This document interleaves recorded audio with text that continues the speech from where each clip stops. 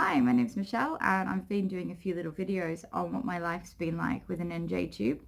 And I'm happy to report 2 weeks after taking out the tube, I've still been able to maintain everything I need to on an all-liquid diet. So that's really excellent, and it means I get to keep my tube out. And I thought today I'd just share with you a little bit about what I'm going to do for my Christmas dinner.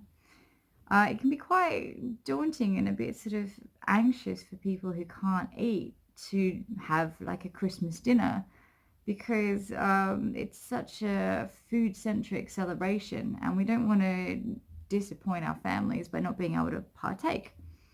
So I really sat down this year and thought, well, what can I have that is based on the food everybody else is having and also has some of those Christmas flavors that I really enjoy. So I figured out, well, I can definitely eat broth. I can have a soup, which is mostly thin, and if it's a good day, I can have a thicker soup, kind of like the consistency of a butternut squash soup. And if I'm having a really good day, I can do like a whole piece of bread or some, mashed potato. So I figured, well, everybody's having roast. I could have some roasted and then mashed sweet potato. And then one of the real sort of Christmas flavors I really enjoy is stuffing. So instead of, having like a bread type thing, I'm going to attempt a stuffing ball. So part of gastroparesis as well is you are pretty tired all the time. So I am doing it as easy as possible and using a whole load of, pre-made things. So for my starter, I've just got a vegetarian chicken stock powder, and that'll be my base. I'm going to add in a roasted chestnut puree, and that will give it a lovely Christmassy flavor. If I'm feeling sort of brave and up for a thicker soup, I can thicken it up with some potato. And I've got this lovely truffle zest to put on top of it because everything feels luxurious once you put truffle on it. So I'm pretty happy with that Christmas starter. And to make it feel really special, I'm going to serve it for myself in this lovely teacup and saucer that my great aunt gave me. So it will feel very decadent and very Christmassy and very special.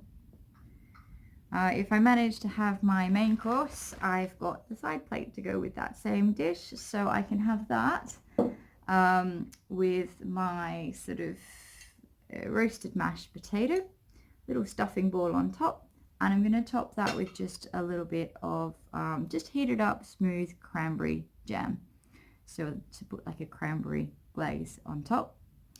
So to make the stuffing balls, I've gone super easy and I literally bought myself a packet of gluten-free stuffing mix.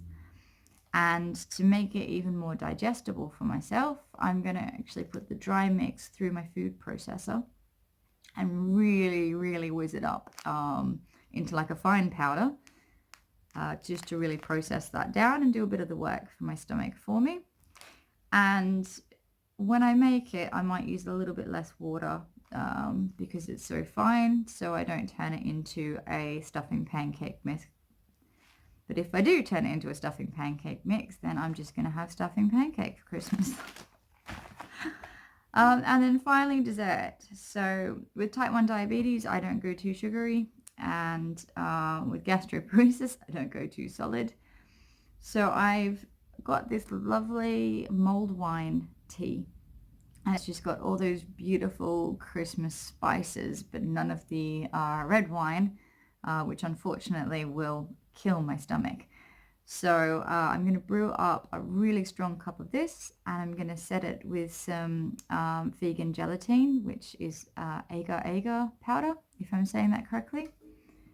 And then top it with some vegan custard, which I'll probably end up getting a bit Christmassy and adding some of the Christmas spices to that. So I imagine, some cinnamon and some nutmeg going in this bad boy here.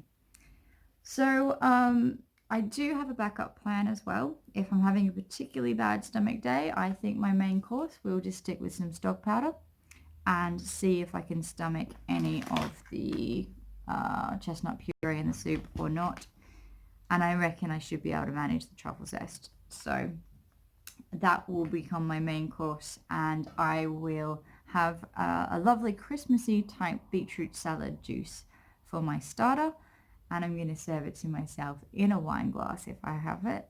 And that is just beetroot, clementine, and watercress put through my juicer.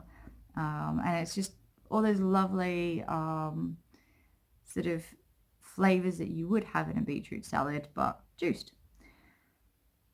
So yeah, that is my plan, and I wish you the best for your Christmas meals. I hope you have wonderful food, whatever it is that you end up coming up with, and that your dinner guests or dinner company are very understanding and supportive as well.